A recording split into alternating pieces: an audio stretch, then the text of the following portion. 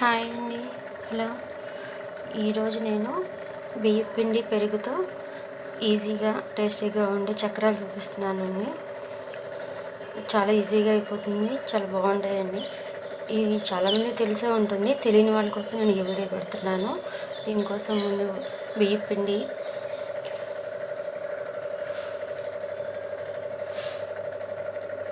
కొద్దిగా కారం ఉంది, కొద్దిగా సాల్ట్,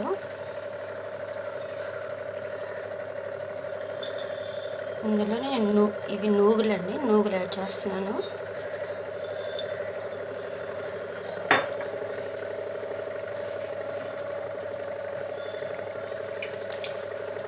ఇప్పుడు ఇందులో మనం పెరిగేసుకున్నాము.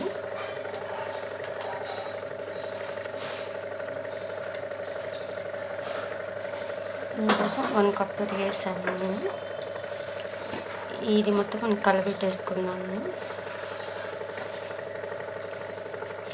మొత్తం మనం చక్రాలకి పిండి ఎలా కలుపుకుంటామో అలా కలబెట్టేసుకోవాలండి.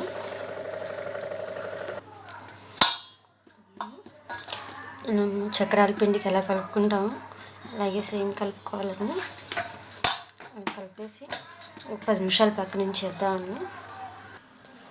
ఇలా కలిపి పెట్టేసుకున్న తర్వాత ఈ పిండిని మనం దీంట్లోకి చక్రాల్లో తిప్పిస్తే దాంట్లో తీసుకున్నాము.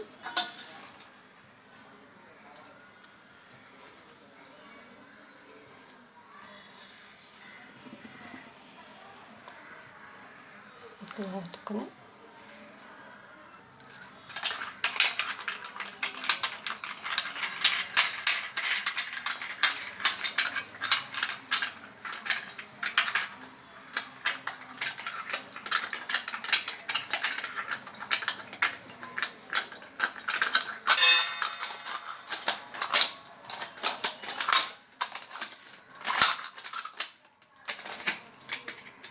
ఇంకా పెట్టేసుకున్నాం.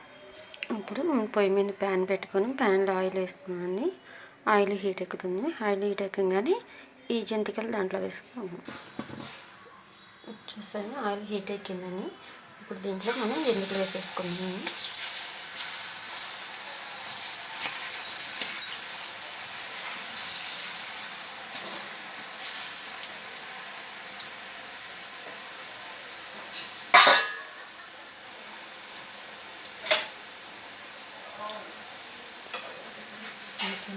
మనం గోల్డెన్ బ్రౌన్ కలర్ వచ్చేదాకా వేయించుకున్నాము.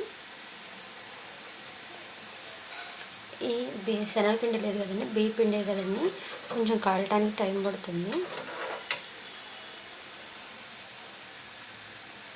బియ్య పిండి ఐటమ్స్ అంటే కొంచెం కాలటానికి టైం తీసుకుంటాయి కదా, కొద్దిగా టైం పడుతుంది అన్నమాట.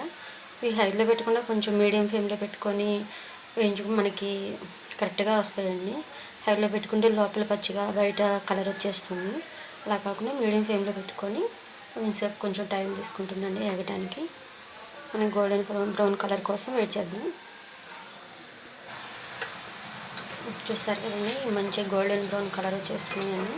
ఇప్పుడు మనం సర్వింగ్ ప్లేట్లో తీసేసుకున్నాం. అయిపోయింది, రెడీ అయిపోయింది. మంచి కలర్ వచ్చింది. ఇలా మంచి కలర్ వస్తేనే బాగా ఫ్రై అయినట్టండి, లేకపోతే లోపల పచ్చి ఉండిపోతుంది.